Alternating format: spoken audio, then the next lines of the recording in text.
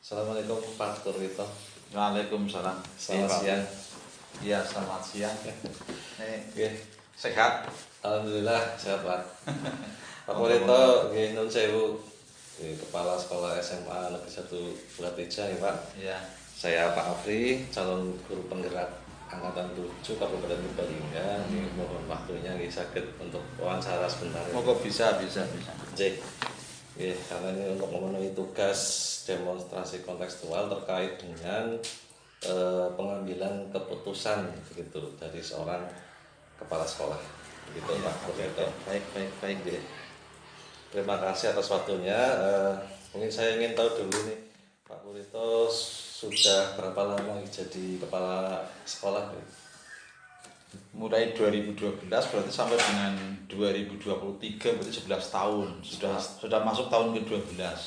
Masuk tahun ke-12 gitu. Iya. Berarti sudah banyak pengalaman gitu ya. Iya, Pengalaman terutama hal dengan pengambilan keputusan-keputusan di dalam sekolah begitu gitu. Iya, karena di sekolah memang adanya ya permasalahan, kemudian ada program, ada kegiatan, harus ada solusi, otomatis ya punya pengalaman lah. Oke.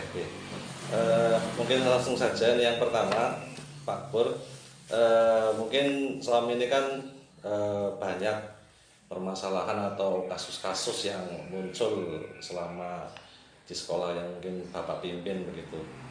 Nah, dalam mengidentifikasi kasus itu kan ada yang namanya dilema etika, ada yang namanya rujukan moral begitu nih. Nah, kira-kira bagaimana nih Pak Purwito dalam mengidentifikasi kasus-kasus tersebut, mana yang merupakan dilema etika atau mana yang merupakan rujukan moral? Iya. Jadi memang permasalahan atau kasus atau apapun lah, karena di sekolah itu bekerja dengan orang lain, otomatis itu sangat kental. Jadi antara prosedur, aturan, ketentuan hukum, kemudian berbentur dengan soal etika dan juga soal moral, itu pasti ada. Kemudian saya mengidentifikasinya melihat bahwa permasalahan itu sesuai dengan prosedur itu seperti apa. Kalau prosedur itu dijalankan sebenarnya kan gampang, enak. Tapi kalau sudah berkenaan dengan soal etika, ya, kemudian soal moral, itu yang jadi kadang-kadang berbentur. Jadi kalau saya mengidentifikasi itu, ya otomatis lihat dulu aturannya atau prosedurnya. Manakala prosedurnya itu harus dijalankan, tetapi di situ kok ada muncul rasa tidak enak, kemudian ada harusnya secara kemanusiaan begini. Nah, itulah yang namanya bujukan moral atau soal etika. Karena kalau bicara hukum, bicara aturan, itu tidak bicara etika, tidak bicara moral. Sehingga sebenarnya gampang sekali memutuskan berdasarkan prosedur. Tapi karena manusia dengan manusia, nah itulah kadang-kadang ada rasa tidak enak, pantasnya bagaimana, sebaiknya bagaimana, baik menurut manusia. Nah itulah yang diidentifikasi sebagai permasalahan etika dan juga bujukan moral. Melihatnya seperti itu. Oke. Jadi yang pertama tetap dikembalikan ke aturan, tapi juga tidak meninggalkan faktor etika dan nilai-nilai kebajikan begitu deh. Karena yang namanya hubungan manusia, pengambilan keputusan mengikuti prosedur sekuat apapun, tapi kalau tidak memperhatikan soal kemanusiaan, yaitu etika moral, itu akan berekses yang kadang-kadang tidak baik. Karena kalau bisa itu betul-betul yang terbaik, caranya baik, sesuai dengan aturan, tapi juga hubungan manusia dengan manusianya harus baik juga. Jadi tetap aturan itu landasannya adalah nilai kebajikan. Iya, betul lah. Kemudian selama ini bagaimana ini Pak Pur menjalankan pengambilan keputusan di sekolah gitu, terutama untuk kasus-kasus di mana ada dua kepentingan yang sama-sama benar gitu, mungkin ada beda pendapat, sama-sama benar gitu, atau sama-sama mengandung nilai kebajikan tadi. Nah itu kira-kira bagaimana langkah-langkahnya? Kalau saya dengan cara yang bahasa yang secara sosial mudah dipahami, mau ngambil keputusan itu kalau ada dua permasalahan, kalau saya pokoknya ambil timbangan. prinsipnya ambil timbangan. Jadi nanti ditimbang antara kepentingan yang satu dengan yang lain, dasar yang satu dengan dasar yang lain. Jadi antara berbagai macam hal yang menjadi dasar pertimbangan ditimbang, mana yang lebih baik, mana yang lebih menguntungkan untuk semuanya, yaitu yang diambil. Karena sekali lagi kalau dua hal yang sama-sama mengandung kebajikan, sama-sama mengandung unsur benar, itu mesti sangat sulit. Nah, maka selain pedoman tetap nomor satu, tapi manakala dari pedoman sama-sama, kemudian dari unsur kebajikan sama-sama, sehingga akhirnya diambil itu tadi dengan timbangan tadi yang biasanya memperhatikan juga hal-hal yang non prosedural, mungkin hal teknis, mungkin hal disesuaikan dengan lingkungan yang ada di sekolah begitu. Jadi banyak pertimbangan gitu Bang ya, Iya. dan tetap harus ditimbang gitu, mana yang menimbulkan konsekuensi yang paling baik begitu Iya, tadi. oh yang paling minim dengan Yang paling minim resiko. resiko apapun itu. Iya. Kalau resiko hukum itu jelas harus dihindari. Terutama resiko hubungan antara manusia dengan manusia, persoalan efek kinerja dan segala macam. Pokoknya ambil yang terbaik intinya itu. Iya, siap. Itulah timbangan. Timbangan, Jadi ya. beratnya harus berat yang paling baik begitu. Oke. Kemudian mungkin langkah-langkah atau prosedur seperti apa yang biasa Bapak lakukan selama ini, atau mungkin kan teknisnya kalau mengambil keputusan biasanya ada yang langsung diputuskan sendiri atau meminta saran dan masukan gitu loh Pak. Iya. Kalau halnya seperti itu sangat tergantung dengan konteks masalahnya. Oh, gitu. Ada yang memang diputuskan sendiri dengan sangat cepat, tidak boleh nunggu waktu.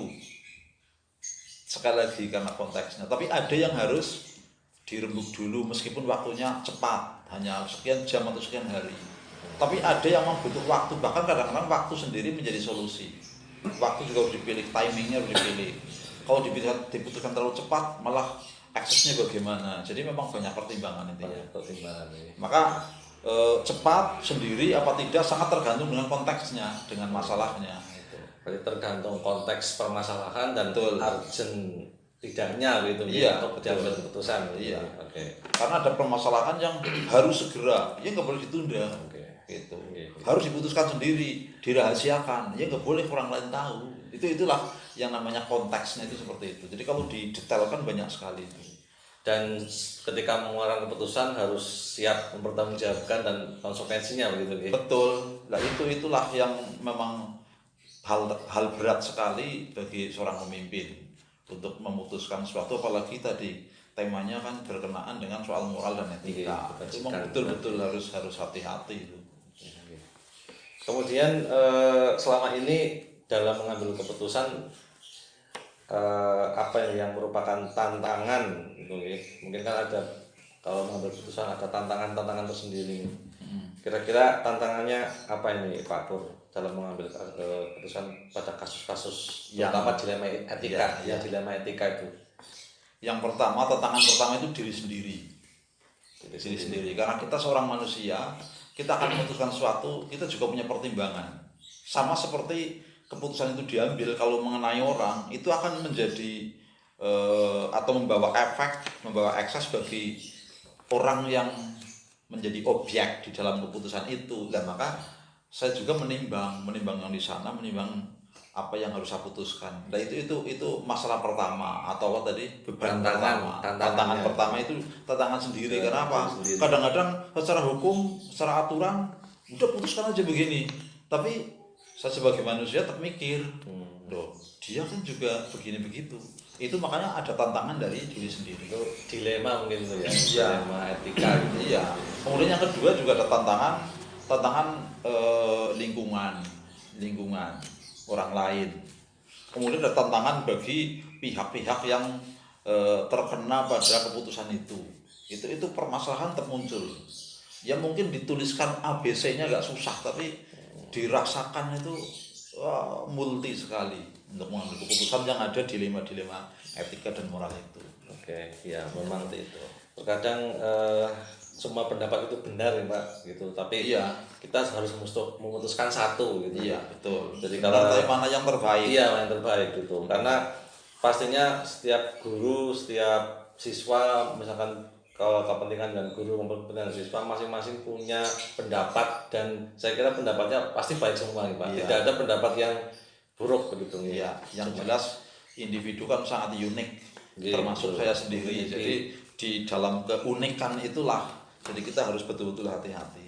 Oke. Berusaha untuk mengambil yang paling bijak, yang paling baik, yang paling sebagai orang tua, seperti itu, yang paling beri solusi, yang jadi terima semua. Padahal itu semua subjektif juga. Saya juga memutuskan dengan subjektif sesuai analisa saya yang mana yang terbaik. Yang menerima bisa jadi juga menanggapi dengan subjektif. Makanya kita berusaha untuk bisa mendapatkan info, mendapatkan analisis yang sebanyak-banyaknya lah dengan gitu. Oke.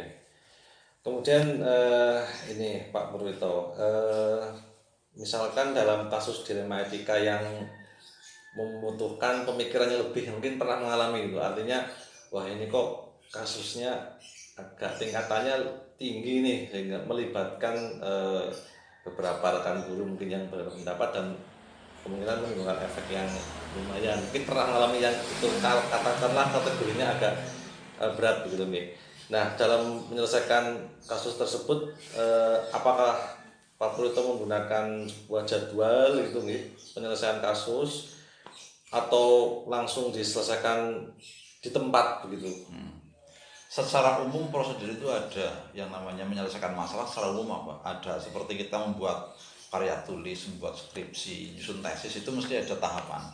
Tetapi sekali lagi tadi di pertanyaan yang keberapa itu kan ada soal bagaimana memutuskan cepat apa tidak dengan tim apa tidak, itu kembali lagi kepada konteks, soal konteks. Tapi secara prosedur itu entah itu konteksnya dibutuhkan cepat, entah itu dengan penjadwalan sekian hari dan seterusnya, tapi pada prinsipnya itu sebenarnya sama loh, sebenarnya sama. Masalahnya apa, kemudian solusi yang terbaik apa, pertimbangannya apa, itu sama. Entah waktunya cepat atau lama, lambat, itu sebenarnya sama prosedurnya. Hanya memang ada yang dengan pentahapan karena apa namanya Berat gitu kasusnya itu. butuh waktu lama, ya. tapi sekali lagi ada juga yang pertahapan itu ditempuh dalam sekian menit. Karena apa? Karena urgen sekali, karena harus segera diputuskan, tidak boleh tunda waktu gitu. Tapi prinsipnya ada. Nah maka tadi soal jadwal apa segala macam sangat tergantung pada konteksnya. Tapi secara umum prinsipnya bahwa menangani sesuatu itu sudah ada prosedur. Ada prosedur, ada step by stepnya itu. Betul, Pak. sudah ada. Step by Jadi yang stepnya. permasalahannya apa, yang terlibat siapa, uniknya di mana, menganalisanya bagaimana, aturannya bagaimana, apa yang dipakai untuk memutuskan keputusan terbaik di antara beberapa alternatif mana, itu tetap ada gitu. Walaupun memang tidak selamanya ditulis. Artinya prosedur penanganan kasus tidak selamanya tertulis pada kasus tertentu. Secara umum ada, tetapi dalam menangani kasus sangat tergantung pada konteksnya tadi. Oke, ya. Jadi tergantung konteks, tapi tetap ada step by step. Betul. Prosedurnya. Iya, karena prinsipnya yang namanya menangani masalah apapun tetap ada langkah. Ada langkah. Entah itu sendiri, entah itu tim, entah itu lama atau cepat, tetap langkah itu pasti ada. Ya. Jadi meskipun hanya 2 menit memutuskan, pasti ada prosedur itu, ada langkah-langkah itu ditempuh. Gitu. Oke. Oke, kemudian pertanyaan selanjutnya ini, adakah orang gitu ya, atau mungkin rekan ataupun faktor-faktor yang selama ini mempermudah Bapak ini dalam membantu mengambil keputusan dalam kasus-kasus utamanya di dilema etika ini? Ada nggak orang-orang yang mungkin Bapak percayai atau diambil pendapatnya, atau faktor-faktor lain mungkin selain faktor manusia yang mungkin memudahkan nih Pak Purwito dalam mengambil keputusan agar tidak bimbang gitu? Iya. Ada nggak? Sangat ada. Terutama permasalahan yang menyangkut hal ataupun menyangkut orang, dan itu butuh data. Data tidak selamanya dokumen, data tidak selamanya dokumen. Data itu bisa informasi apapun gitu. Jadi karena kita memutuskan satu permasalahan kan mesti butuh data. Iya. Jadi misalnya, saya ambil contoh saja. Misalnya permasalahan tentang orang tertentu, ada masalah dengan orang, otomatis saya butuh data. Mencari data-data dulu. Iya, tentang dia, tentang masalah dia dan segala macam. Karena itu menjadi latar belakang. Jadi kadang-kadang sesuatu hal muncul di suatu ketika, kadang kan merupakan rentetan panjang dari peristiwa lain atau hal lain. Jadi kita memang perlu mengenali itu, dan itu butuh data, dan itu butuh orang. Dan data itu diambil salah satunya dari informasi Betul, rekan-rekan gitu. betul. Karena tidak selamanya kita menguasai. Apalagi misalnya ini kepala sekolah kan pindah-pindah. Saya termasuk di yang buat per definitif per 12 Juli. Itu kan ya baru Juli 2022. Nah, otomatis ketika ada permasalahan muncul, mesti yang paling menguasai informasi itu orang lain atau saya anggap teman gitu, ya staf lah. Staf entah guru, entah TU, KPU, Waka dan seterusnya. Itu di saat-saat kita belum menguasai memang harus mencari data, harus mengatur data. Betul. Data itu ya informasi apapun. Oke. Dan orang-orangnya pun tidak mesti misalkan orang kepala sekolah itu kalau mengambil keputusan harus dengan waka-wakanya. Tidak, sangat tergantung. Sangat tergantung konteks kasusnya. Betul. Kalau ada hal yang terkait dengan katakan staf X, mungkin bahkan Pak tidak diberitahu sama sekali. Kalau halnya hal yang agak rahasia, justru orang lain. Siapa yang paling mungkin kan kita menganalisa permasalahan, apalagi yang menyangkut orang kan, siapa yang paling, misalnya masalah itu tidak boleh dibongkar di muka umum, yang harus dirahasiakan, sangat privasi misalnya. Berarti orang-orang yang kita ajak komunikasi itu kita harus hati-hati sekali. Dan mana yang paling mungkin, ya, paling nyangkut dengan si yang berhubungan itu, jadi yang bermasalah itu tadi gitu. Betul, karena kadang-kadang permasalahan kan tidak selamanya bahwa itu sifatnya kelembagaan. Kalau kelembagaan ya maka dilibatkan, tapi kalau itu permasalahan unik yang bukan kelembagaan, personal, itu tidak selamanya dengan itu. Meskipun kita tetap saya menempatkan sebagai kepala sekolah dan segala macam. Yang jelas seperti itu. Pokoknya mana yang paling baik, mana yang paling tepat dengan konteks masalahnya. Kembali lagi konteks masalahnya cara menyelesaikan, dan ada tahapan-tahapannya Pak. Iya, ada tahapannya. Nah, itulah yang saya cerita tadi. Secepat apapun mengambil keputusan, sebenarnya kita sudah menganalisa, sudah ada tahapannya. Nah, pertanyaan itu sebenarnya di pertanyaan awal juga sudah muncul, hanya itu lebih detail itu. Jadi orang pihak tetap sangat dibutuhkan data. Kadang-kadang permasalahan bisa diselesaikan, kadang-kadang kita butuh datanya. Bu, Pak, tolong ambilkan ini. Tentang apa? Saya kadang tidak cerita dengan orang itu bahwa itu untuk apa. Pokoknya siapkan aja, nanti kebutuhannya di saya. Seperti itu. Itu terkait dengan etika nih. Iya. Oke, baik Pak Pur, ini dari semua hal yang mungkin telah saya tanyakan atau mungkin Pak Pur menjawab begitu nih, mungkin ada pembelajaran atau hal baru mungkin dari pertanyaan saya yang mungkin Pak Pur dalam mengambil keputusan dilema etika itu poinnya apa ini, pembelajaran yang baru gini atau pengalaman. Ada, yang jelas dari item-item itu kadang-kadang kan kita melakukan tugas, mengambil keputusan, kadang-kadang kan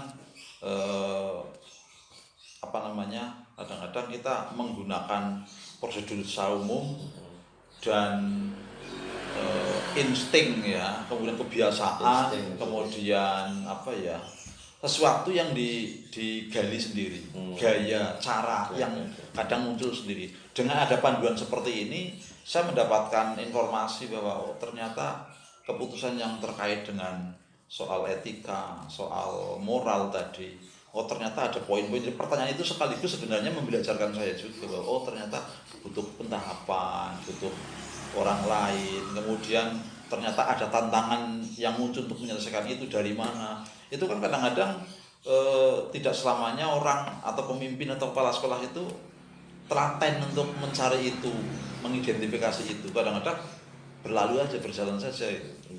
Tidak sedetail itu. Jadi saya dapat pelajaran juga dari pertanyaan itu. Dan sekiranya itu bagus lah intinya. Pertanyaan itu, konsep itu bagus untuk pengambilan keputusan. Jadi barangkali butuh, kalau misalnya Pak Afri bisa nulis buku tentang itu ya bagus. Oke, insya Allah Pak. Dalam pengembangannya ke depan gitu, mudah-mudahan. Oke Pak, itu memang dalam pengambilan keputusan kadang kalau di tempat saya pun ada itu, kadang ada guru yang berangkatnya siang gitu, itu kan melanggar aturan gitu. Tapi karena ada alasannya dia kadang berjualan karena memang kondisi ekonominya mungkin ditinggal oleh suami gitu misalkan, dan harus merawat anak dan sebagainya. kadang ada yang dilema-dilema seperti itu. Iya. Di satu sisi aturannya harus berangkat pagi, tapi memang dia tidak bisa itu karena dia harus mencari sumber penghasilan yang lain-lainnya kan dilema etika. Nah, mungkin apa namanya sebagai kepala sekolah memang artinya aturan tetap kita pegang, tapi ada nilai kepedulian itu. Dalam itu ada aturan versus kepedulian. Gitu. Iya, iya. Dan itu memang dimanapun ada. Jadi dimanapun ada, karena kita bukan robot, kita itu manusia. Betul. Orang lain juga bukan robot, juga manusia. Pasti akan muncul itu. Artinya solusinya harus bisa mengakomodir itu semua aturan dan juga nilai-nilai kebajikan. Semuanya dikembalikan ke nilai kebajikan. Karena betul manusia bukan robot, manusia itu punya hati begitu. Iya, betul. Maka menyelesaikan masalah juga dengan itu, dan itu menurut saya berlaku semua, bukan hanya di kepala sekolah, sampai pejabat yang atas juga perlu seperti itu juga. Betul. Jadi harus melihat konteks. Tidak bisa hanya soal aturan, karena aturan dibuat itu mesti ada hal-hal khusus yang di aturan peraliannya mungkin tidak muncul. Aturan itu diberlakukan, tapi manakala apa. Jadi di mana-mana itu mesti ada aturan peralihan, di mana-mana itu ada kedaruratan. Siap. Mungkin begitu Pak Pur, ini sangat luar biasa sekali Pak Purwito dalam pengambilan keputusan. Mudah-mudahan Pak Purwito sukses, sehat-sehat selalu nih. Amin. Saya yang terpenting semoga ketika diberi amanah bisa menjalankan, tidak kebangetan yang ekstrim kiri. Karena saya katakan tadi bahwa orang itu ya punya kelemahan, punya unik yang orang mesti kebenaran ketemu orang lain misalnya gitu. Kadang-kadang orang mesti kebenaran, anggapnya udah bagus banget, tapi ternyata orang lain anggap masih kurang juga gitu. Jadi ya seperti itu. Siap. Sangat menginspirasi begitu, tapi karena waktu sudah cukup ini Pak Pur, dan mohon maaf juga, terima kasih. Jadi kasih wedang juga Jadi dengan puasa. Lain waktu begitu. kesini lagi monggo, nanti kita bisa kopi minta bareng. Siap, Pak Tarun. Oke. Begitu, terima kasih atas waktunya. Sama-sama. Assalamualaikum. Waalaikumsalam warahmatullahi wabarakatuh.